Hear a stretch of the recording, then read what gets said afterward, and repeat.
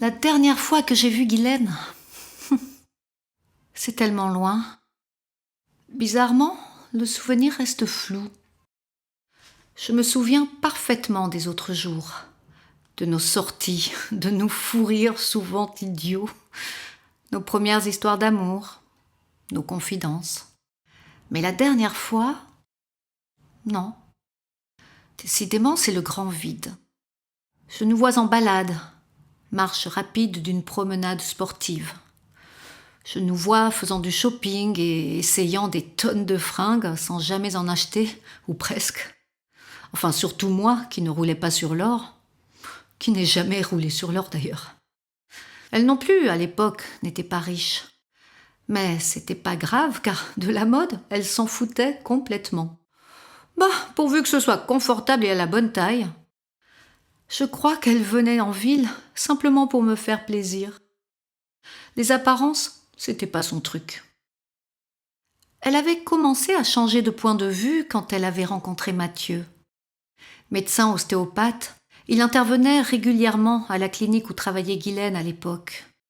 Il avait suffi d'une panne d'ascenseur. L'ascenseur social ayant bien fonctionné, lui. Mathieu, séduisant, sympa et apparemment raide dingue de Guylaine. Il nous avait rejointes un soir de brassoucade à la ferme marine.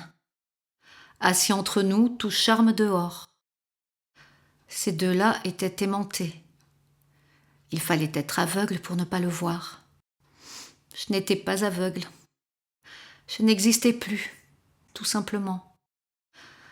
Je nous vois un autre jour, prenant le thé chez moi par un bel après-midi de mars.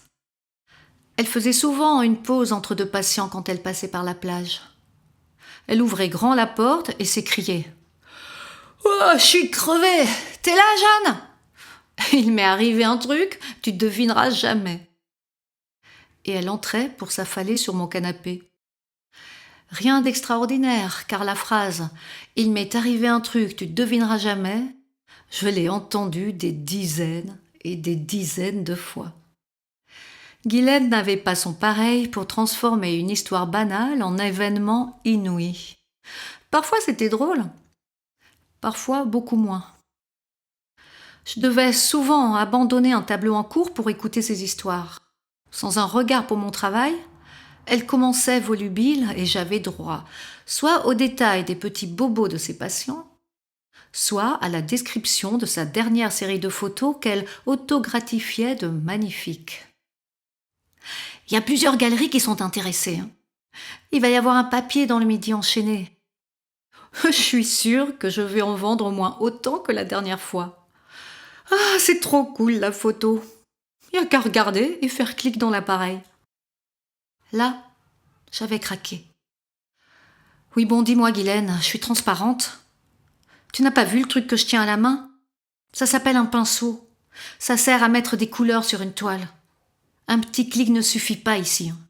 Ça demande de l'énergie, de la concentration. Et mon tableau, tu le vois pas ? Il est invisible ?